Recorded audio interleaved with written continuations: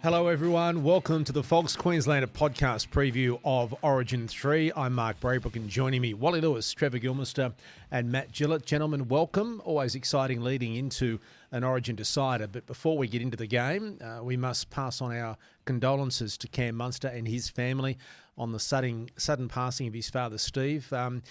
As exciting as an Origin decider is, we sort of get a reminder of how irrelevant it really is as well.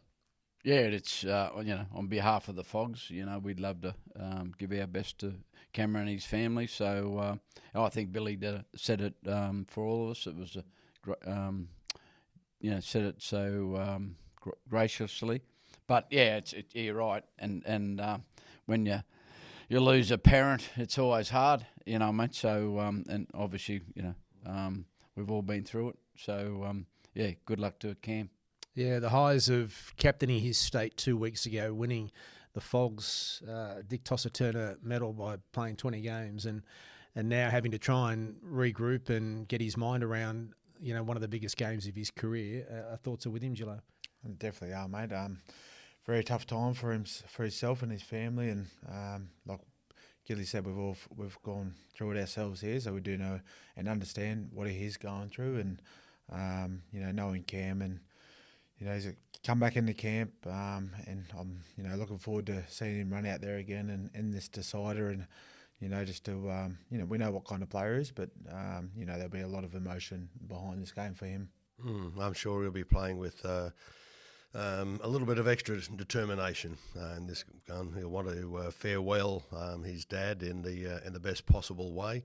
And he's a player that's had some tough times previously in his lifetime, but when it comes to your family, that's as close as you'll ever get, and he'll certainly want to be able to enjoy it in what's been a very difficult week. And this is when your teammates become really important in this environment too, isn't it? And, the guys around him have to take on a little bit of extra responsibility, I would have thought. Oh, you think so? Obviously, but Cam, once he gets out in the field, I think, obviously he's not, 99% he'll be focused on playing footy. So it'd probably be a bit of a relief for him to get on the field, I'd suspect. Take his mind off exactly what's right. going on around him. Yeah, because I think obviously the players would be thinking about him. So he's got to put the players at ease as well, and just say, listen, boys, I'm fine. There's no dramas, I'll sort it out. So you just focus on your own game. Changes in Game 2 were pretty good, with Queensland winning in Perth. Changes again in Game 3 because of injury and the return of Josh Papalii. But let's go through it, gentlemen. First of all, the decision to play Hamiso Tabuai-Fidow at fullback ahead of Reece Walsh. There is some sort of murmurings that may change, but was that the way you would have gone, with the hammer at fullback and moving Val to the centres and bringing Gemet Shibasaki into the side? I mean, yeah, I can see the fors and against, for a lot of it. I think the hammer's perfect at fullback, to be honest. And Reece Walsh looks like he's got a couple of injuries at the moment. So if he plays and he's get injured in the first 5 minutes, you're down a player, aren't you? So the hammer's fit and firing, ready to go. And the one thing I love about the hammer at fullback, he's got no choice. He's involved. He's a bit casual sometimes, and with the Dolphins, but he's at fullback with the Dolphins all the time. When he's in the centres, he's just cruises a little bit, But I think at fullback, it's the best position for him. Yeah, right side and left side for centres and wingers. Yeah. As a fullback, you can cruise wherever you want to go, and no excuse as well, is it? No, I haven't seen him attack previously. He's got the thrill, the determination, the will to win, everything about him. He puts himself in the right place at the right time, and he's got some of the most impressive attacking skills that we've seen in Origin football, and to be able to produce them whenever he wants and wherever he wants, I think that's a real bonus for Queensland. Well, the thing is too, if we make a half break, you'd think it's nearly try time, isn't it? Time, yeah. You know what I mean? Not catching him. Yeah, what do you reckon? Yeah, I reckon. I think he'll slot in there quite easily. The way we played, especially that first half in Game 2 over in Perth, we'll try and knock down that front door, and having him there to be around that footy is quite dangerous. And no doubt New South Wales will be doing their homework on trying to, limit his touches. But again, we're knocking down that middle third of the parking game too. So I'm expecting no different when we, rock up in Sydney to do the same job. Well, he's certainly in form. 4 tries in his last game. You can't argue that he's not in form. There are some arguments that, making multiple changes to replace one player can be difficult. But my counter to that could well be that, Hammer plays fullback for the Dolphins. Matt Shibasaki plays centre. Val Holmes, I think, is a great winger. Can play anywhere, really. Whereas in game 2, we had players playing out of position a little bit. So do you see that the changes, while there are many, are not necessarily big changes because players are playing relatively in their positions? Well, I like Val in the centres, but he can play wing as well, and there's a train of thought that these days too as well they can swap around a little bit if need be, go from wing to centre, so because they're interchangeable and they're really great outside backs. Mate, they can play anywhere. Fullback, centre, wing. So it's not a real issue. But you're right though with the Hammer. He's a fullback.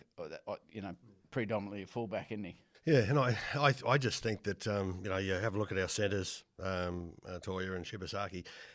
They don't have a whole pile of experience playing there. By having Fido there, he's going to be able to inject himself wherever he wants on either side and be able to assist them. I think it'll be a big bonus for them. I think when you're younger, when you're making your debut or something like that, and if they put you in a different position, that could be a little bit daunting for you. But when you get a bit older and you've been around the traps a bit, and I think because I can imagine if someone said to you, if you're a centre and they said, "Oh, mate, we're going to put you on the wing," and you've never played on the wing, that'd be a different story. Yeah. The point that Wally made about the inexperience of the centres, Matt Shibasaki, everyone has a story in Origin. I mean, this is one of the more remarkable ones. But is there any concern with a debutant who's on a train and trial contract at the start of the year with the Brisbane Broncos coming into play in an Origin decider alongside a centre partner who is playing his 3rd Origin game in his first year in the NRL up against Stephen Crichton and Latrell Mitchell? Is that a big ask? I think, Gams, he's a big body, right? So he's, he's improved himself at club level there with the Broncos, and he's from where he was with his game and his style of footy to where he is now is, leaps and bounds to show what he's capable of, and that's he's rewarded with getting selected for Queensland. There's a reason that his name's been put forward, and he'll debut on Wednesday night. But mate, he'd be that excited to go out there and do his job, and that's all he has to do. He has to do his job, what he's continued to do at Broncos, and not try and be someone else. It's about what he can bring to that footy team and keep it quite basic. I'm sure Billy would have sat down with him and instilled that belief with him and why he got picked and what he needs to be doing out in the paddock. But, mate, he's there for a reason. He's a bigger body. I think he can really, do his job on Wednesday night. And then same with Pups. Pups has obviously been there. Goes out there, starts that game, empties his tank with that first 15 minutes or so, and, gets ready to fire. He's playing great, isn't he, for the Raiders? Are you ever retired from Origin? Until you can't play anymore, really? Well, yeah. He's not coming back from England, but he's coming back from Canberra. Well, it's still a pretty big effort. And what would it be like for the other players around when he walks into camp? I think it'd be fantastic, wouldn't it? That's a key too, isn't it? Yeah, and he's such a positive person. He's a great teammate. Good leader. Yeah, and a bloke that can kind of make light of things, but then when he switches on, he's on. You go, oh, okay, right, he's ready to play, this bloke. So we better pull our finger out here as well. And the way that he's led by example has been fantastic this year. Love watching every one of his games, and you can just see that he's full of confidence. He's probably the realisation that the age is a direct indication as to how much experience that you've got, and he's certainly been able to do that quite successfully so far this season, and to be able to do it at the highest level will certainly inspire him for this game. How many tries do you reckon he's in Origin? No, for the Raiders, like when they do it I'm either going to go short to the front row, or I'm going to go out the back, and 5 metres off the line. Very hard to Mate, stop. he can't stop. Well, he did. They did that in his record breaking game. Down in Canberra. Yeah. So, mate, good luck trying to stop him close to the line like that. But once again, like in most games of football, no matter what level you're playing at, that's that front row battle that's going to set it up. And so he and Tino up against Payne Haas and Max King, they've got a really big job to establish something in that first 15 to 20. That the key? It definitely is, yeah. I think for Pups, it's going to be his last game in that jersey. So, like Gilly said, he does have a presence, and coming into that side, and he's not going to want to let down. Billy. He's obviously picked the phone call up and said, "Oh, yeah, mate, I can do the job for you." So I'm very excited about that battle up the middle third there. But yeah, for our boys, again, that first start is gonna, that first 15 is really where we're gonna win it. Yeah, it's crucial that our forwards get off to a good start like they did in the second game. Because it's kind of, I'm looking so much looking forward to it, because I think it's going to be a fair dinkum bash up. It's got to obviously there. Laurie Daly's be saying, they got the jump on you blokes, in the first 15, 20 minutes, over there. So you need to come out firing. So they'll come out, with guns blazing. So, mate, I'm looking forward to the game so much. Well, I've read or heard that New South Wales are changing their preparation, so to speak, a little bit by that long walk they make from the centre of excellence, from the other side of the ground through the tunnel and all that. So it was almost like walking from Suncorp Stadium into King George Square. That's how long the walk was. They're shortening that, I believe, to make sure. Well, they're getting a bit tired, but I can't talk, but I'm sure you blokes know what it's like when you're walking down that tunnel wanting to get out on the field. It's long enough when it might be 50 metres from the dressing room to the ground, but when it's over, nearly a K or whatever it may be, it seems a little bit ridiculous. So that's one change they're going to make New South Wales. Whether that makes any difference remains to be seen. Is there a difference, though, gentlemen, in the lead up to Origin 3 in camp as opposed to the excitement of Origin 1? The lead up to Origin 2, where you either may be playing to win the series or hang in the series, as opposed to coming into Game 3. Explain what it's like in the lead up to the different Origins, and particularly Game 3, when it's all on the line. Oh, well, I think that when it's all on the line, everything you do is about perfection. You perfect your skills, you perfect your game plan, you perfect the execution of that game plan in virtually every session that you have working together. The meetings that you have, they're probably a little bit more frequent, particularly for the 3 or 4 guys that are the backbone of the side in planning and the calling of what play is put on which part of the field and why. And I think that when you particularly with the younger guys that don't have so much experience, if the more experienced guys can take control and make the execution of that so simple, the better it is for the team as it is, because it can be a pretty tough challenge that lie ahead in a series decider, and you really don't need to add the pressure in an area where it's not all that much a comfortable issue. My first year, 87, when we lost the first game at Lang Park, and Mark McGaw scored a try right in the death, I think, and just inside the dead ball line. It wasn't a try, but anyway. And that, actually, I remember and the way he celebrated. I remember actually Wayne's. Yep. The only time we ever saw him blow up. Yeah. He got up, and I remember because he said, "Oh no, no." He said, "Oh no," twice. Because his actually coaching in that arena, the Origin arena, was on the line, wasn't it? Because they lost a few games before that, and but we come back and beat them in Sydney, didn't we? And then we come back to Lang Park and we won in Lang Park. But so it is. Little bit daunting, but it's a great feeling, and the challenge is fantastic. I thought it was, how lucky am I to be in a decider my first time.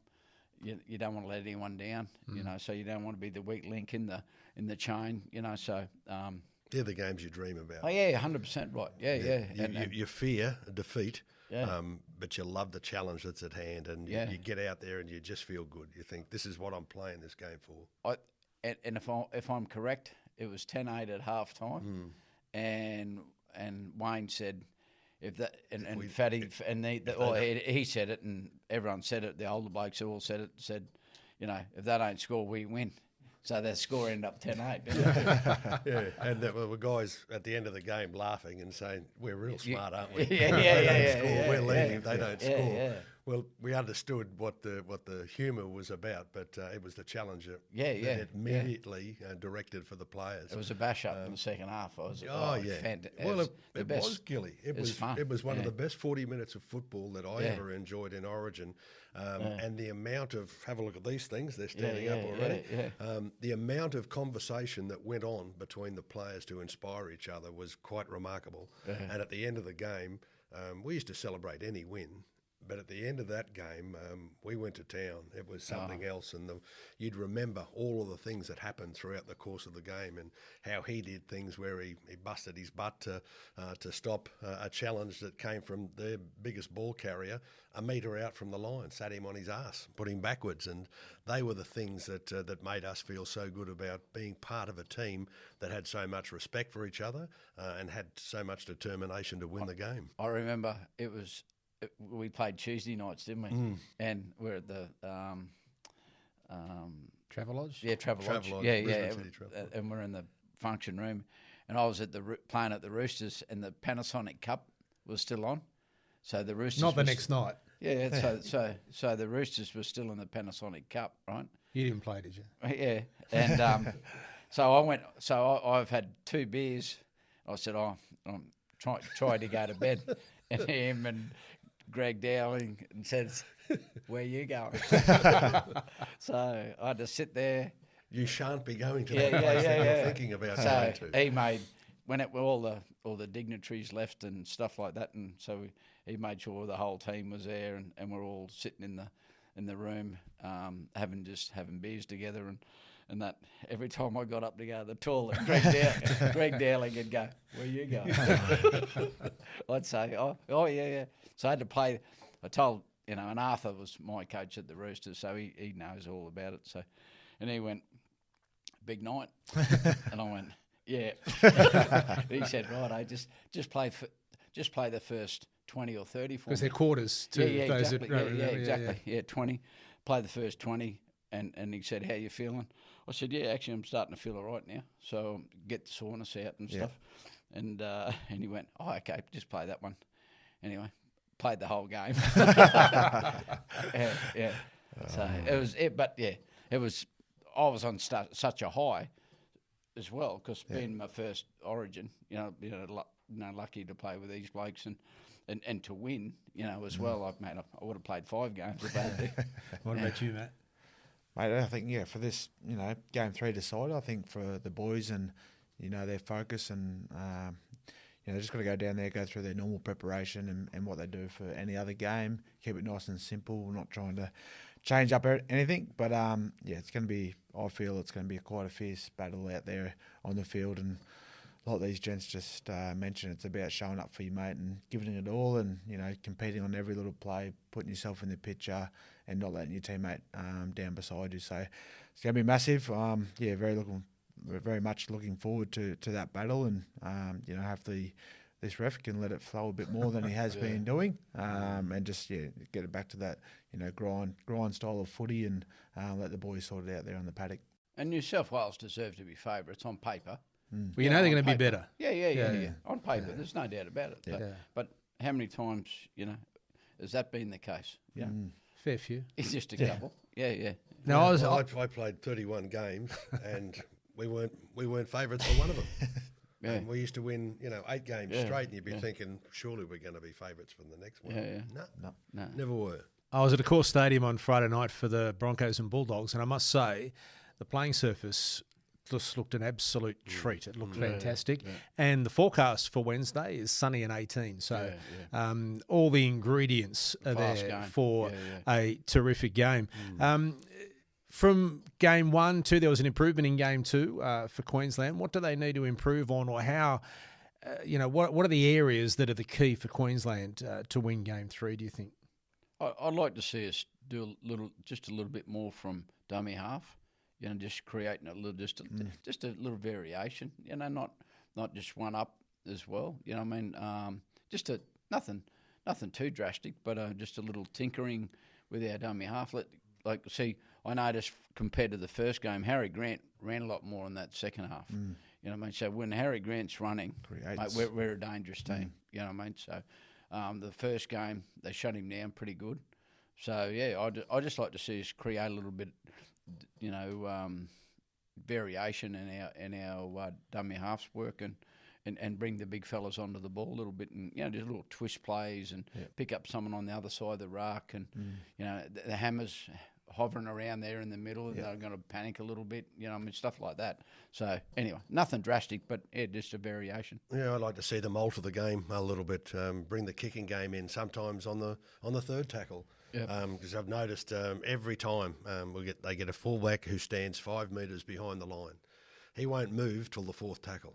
If you can kick on the earlier tackles, you're going to pick up an extra 30 or 40 metres and put the pressure on them. And it's quite remarkable how players that are used to sprinting up into the line, when they find that that's being battered by a kicking game from the opposition, how they tend to alter that. They think, I'm not running up quite as quickly as I'm going to tackle a bloke. I won't miss him. Run back 50 metres. It's like running uphill. They sprint up 10, and then they've got to put the handbrake on, do a Yui, and sprint back to cart the first 2 or 3 plays of the next set of 6 that they're going to be there for.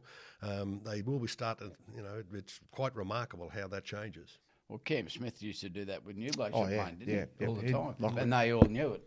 They all knew it was coming. Like Wally was saying there, he'd identify, like whoever the fullback was, they might kick chase and make those first 2 tackles. So he's thinking, they're a bit fatigued. We know we get to our 30 or 40 metre line, and he'll just punt it long, and you don't question the skipper like that. You just get on your bike and go down, and then you turn your defence into attack. And I think, like you both mentioned there, I think if we can do that and be ruthless with it and do it for the full 80 minutes and not go away from it, and let's make them tap out first, and then we can really get those rewards off the back of it. Yeah, especially a kick from dummy half. Everyone's on side, aren't they? And where you go.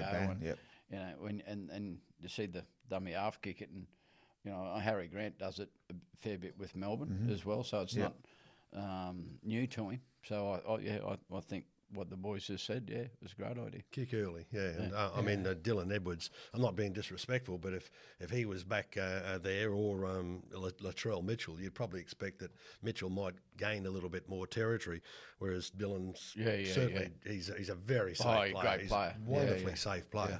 But that probably opens up the opportunity to make sure the kicking game is put into place early. The other thing I just saying too is, got to stop Yo, right? He's the go-to man, right? He's the alpha male. He's the alpha male, mate.